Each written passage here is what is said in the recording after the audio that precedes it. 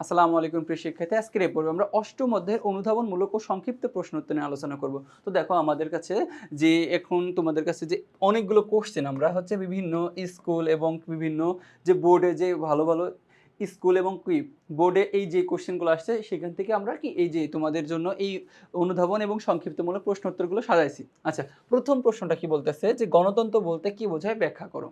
কি বগুড়া জেলা স্কুল এবং ব্লুবার্ড স্কুল অ্যান্ড কলেজ সিলেটে আসছিল এই কোশ্চেনটা। আচ্ছা, বলতেছে যে গণতন্ত্র হলো বর্তমান সময়ে সবচেয়ে আলোচিত শাসন ব্যবস্থা। কি সবচেয়ে আলোচিত শাসন ব্যবস্থা হচ্ছে কি গণতন্ত্র, যেখানে শাসন কার্য পরিচালনায় জনগণের অংশগ্রহণ থাকে। জনগণের নির্বাচিত প্রতিনিধি জনগণের পক্ষ থেকে শাসন কার্য পরিচালনা করে থাকে। কি বলতেছে, জনগণের নির্বাচিত প্রতিনিধি জনগণের পক্ষ থেকে শাসন কার্য পরিচালনা করে থাকে। এটি হলো জনগণের জন্য জনগণের দ্বারা জনগণের শাসন ব্যবস্থা। গণতন্ত্রে প্রত্যক্ষ ও পরোক্ষ গণতন্ত্র ব্যবস্থা চালু আছে। বর্তমানে পরোক্ষ বা প্রতিনিধিত্বমূলক গণতন্ত্র সর্বত্র দেখা যায়।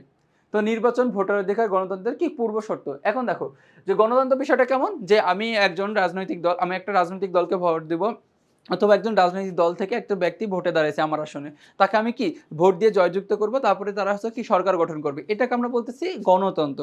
ঠিক আছে, এটাকে পরোক্ষ গণতন্ত্র বলতেছি।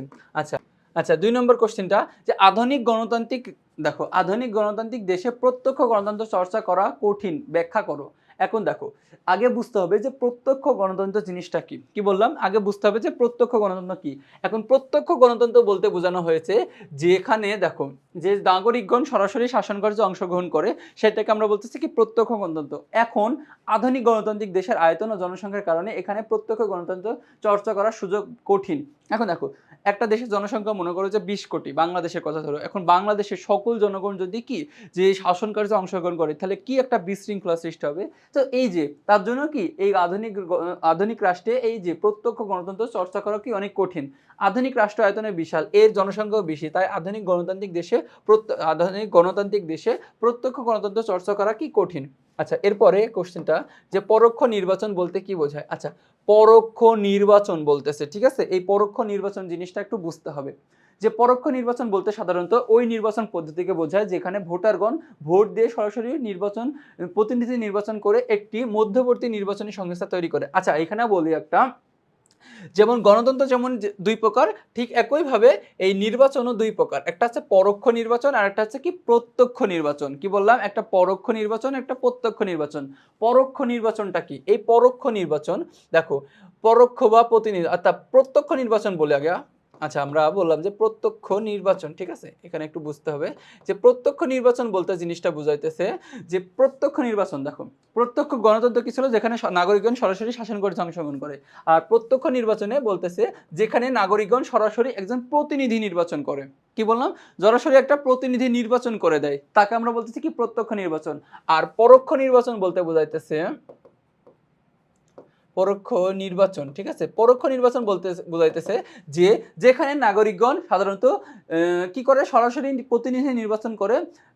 দেখো যেখানে ভোটারগণ ভোট দিয়ে সরাসরি প্রতিনিধি নির্বাচন করে একটি মধ্যবর্তী নির্বাচনী সংস্থা তৈরি করে। কি করে, মধ্যবর্তী নির্বাচনী সংস্থা তৈরি করে, যা দেখো যা ইলেকট্রাল কলেজ বা নির্বাচক মণ্ডলী নামে পরিচিত। এখন ইলেকট্রাল কলেজ বা নির্বাচক মণ্ডলীরা একটু বুঝতে হবে যে ইলেকট্রাল কলেজ বা নির্বাচক মণ্ডলী জিনিসটা কি। এখন দেখো যে আমেরিকা যুক্তরাষ্ট্রে হচ্ছে কি এই ইলেকট্রাল কলেজ ভোটের মাধ্যমে কি একটা দেশের প্রেসিডেন্ট বা রাষ্ট্রপ্রধান নির্বাচিত হয়ে থাকেন। আচ্ছা, মনে করো যে কেমন বিষয়টা, এটা হচ্ছে মনে করো যে ক্যালিফোর্নিয়া অঙ্গরাজ্য।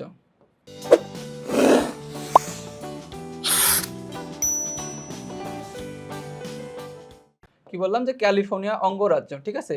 তো মার্কিন যুক্তরাষ্ট্রের মূলত 50টি অঙ্গরাজ্য আছে। 50টি অঙ্গরাজ্যের মধ্যে ক্যালিফোর্নিয়া অঙ্গরাজ্যটি হচ্ছে কি সবচেয়ে বড় অঙ্গরাজ্য। তো এখানে মূলত যে 55টি ইলেকট্রাল কলেজের ভোট আছে। কতটি, মনে করো যে 55টি। কতটি, 55টি। তো এখানকার জনসংখ্যা মনে করো যে হচ্ছে 1000। কত হাজার, 1000। এখন মনে করো যে দুইটা রাজনৈতিক দল আছে, একটা ডেমোক্রেটিক আর একটা হচ্ছে কি রিপাবলিক। কি বললাম, একটা ডেমোক্রেটিক একটা রিপাবলিক। তো দুইটা রাজনৈতিক দল থেকে এই 55 জন প্রতিনিধি নির্বাচন করে দিল, বাছাই করে দিল সেখানে। এখন দেখো যে ডেমোক্রেটিক থেকে 55 জন, রিপাবলিক থেকে 55 জন, তো দুইটা নিয়ে এখানে কি মনে করো যে 1000 জন আছে। তো এই 1000 জনের মধ্যে যারা কি বললাম যে 1000 জনের মধ্যে যে রাজনৈতিক দল 501টা ভোট পাবে, কি বললাম যে রাজনৈতিক দল 501টা ভোট পাবে সেটাকে আমরা বলতেছি, দেখো এই 501টা ভোট যে পাবে সে হচ্ছে কি এই 55টি, যে সেই রাজনৈতিক দল 55টি ইলেকটোরাল কলেজে ভোট পেয়ে যাবে ওই অঙ্গরাজ্য থেকে।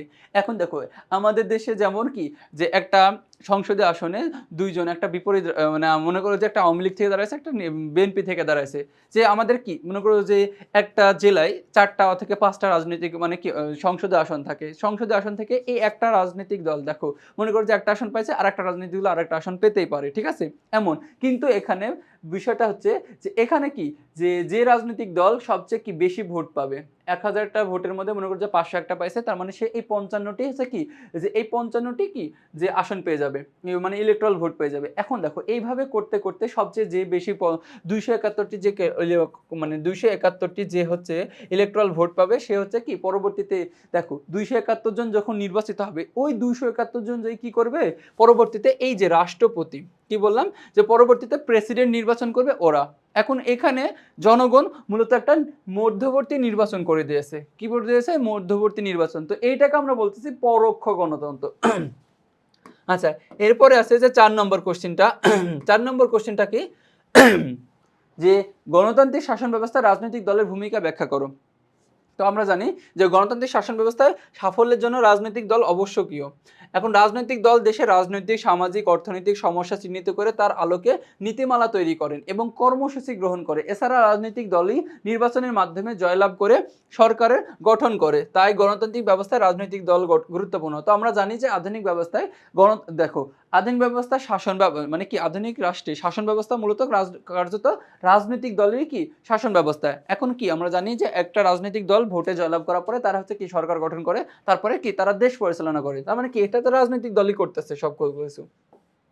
আচ্ছা 5 নম্বর কোশ্চেনটা, রাজনৈতিক দলের অন্যতম অন্যতম কাজটি ব্যাখ্যা করো। তো রাজনৈতিক দলের অন্যতম একটি প্রধান কাজ হচ্ছে কি নির্বাচনে জয়লাভ করার পরে কি সরকার গঠন করা। এখন দেখো যে তার একটা রাজনৈতিক দল কি করলো নির্বাচনে অংশগ্রহণ করে নির্বাচনে জয়লাভ করলো, এরপরে কি করবে সবচেয়ে কি গুরুত্বপূর্ণ যে কাজটা সেটা হচ্ছে কি সরকার গঠন করা।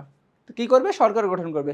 সাধারণত নির্বাচনে যে রাজনৈতিক দল জয়লাভ করে সেই দলই সরকার গঠন করে, আর ক্ষমতায় অধিষ্ঠিত হলে নির্বাচিত রাজনৈতিক দল তার দলীয় কর্মসূচির ভিত্তিতে শাসন কার্য পরিচালনা করে থাকে। আচ্ছা এরপরে 6 নম্বর কোশ্চেনটা যে গণতান্ত্রিক শাসন ব্যবস্থায় বিরোধী দলের ভূমিকা অত্যন্ত গুরুত্বপূর্ণ, কথাটি ব্যাখ্যা করো, বুঝে লেখো। এখন দেখো আমরা জানি যে গণতান্ত্রিক শাসন ব্যবস্থায় বিরোধী দলের ভূমিকা অত্যন্ত একটি কি গুরুত্বপূর্ণ বিষয়। এখন বলতেছে যে গণতান্ত্রিক শাসন ব্যবস্থায় বিরোধী দলের ভূমিকা অত্যন্ত গুরুত্বপূর্ণ। নির্বাচনে যে সকল দল বা দলসমূহ সংখ্যাগরিষ্ঠতা অর্জন করতে পারে না, কি বললাম সংখ্যাগরিষ্ঠতা অর্জন করতে পারে না সেটাকে বলা হয়, সেই রাজনৈতিক দলকে বলা হয় মূলত বিরোধী দল, ঠিক আছে। কি বললাম বিরোধী দল বলা হয়, তারা হচ্ছে কি বিরোধী দলের ভূমিকা পালন করে। বিরোধী দল পার্লামেন্টে কি করে থাকে বিতর্ক করে থাকে, সরকারের নীতির সমালোচনা করে থাকে, মুলতবি প্রস্তাব উপস্থাপন করে থাকে এবং বিভিন্ন বিষয়ে মতামত ব্যক্ত করে এবং কি এগুলো করে সংসদকে কি করে কার্যকর করে। তো সংসদের বাইরেও বক্তব্য, বিবৃতি, সমালোচনার মাধ্যমে সরকারকে কি করে আইনের মধ্যে রাখতে বাধ্য করে। এছাড়া বিরোধী দল জনগণের সামনে সরকারের পাশাপাশি বিকল্প কর্মসূচি তুলে ধরে, কি বললাম বিকল্প যে কর্মসূচি এগুলো তুলে ধরে। তো দেখো যখন একটা রাজনৈতিক দল মনে করো যে ক্ষমতা আছে, তোর বিপরীত দল এসে কি করবে তার সমালোচনা করবে। মনে করো যে একটা কাজ যে এলাকা উন্নয়ন করতে দিয়েছে ওই উন্নয়নের কাজটা টাকা হচ্ছে কি ওই রাজনৈতিক দলের হচ্ছে কি বিভিন্নভাবে মেরে দিয়েছে, তো এইটা নিয়ে যদি যখন তারা হচ্ছে সমালোচনা করবে তখন পরবর্তীতে কি দেখবা যে কি ওই রাজনৈতিক দল আর হচ্ছে কি এই যে এই কাজটা করতেছে না, তার জন্য কি এইভাবে কি সংসদকে কার্যকর রাখেন। তো দেখো এরই মাধ্যমে আমরা কি যে আমাদের অষ্টম অধ্যায়ের হচ্ছে কি অনুধাবন ও সংক্ষিপ্তমূলক প্রশ্ন তো শেষ করলাম। তো পরবর্তী তোমাদের সাথে আবার দেখাবে। আসসালামু আলাইকুম।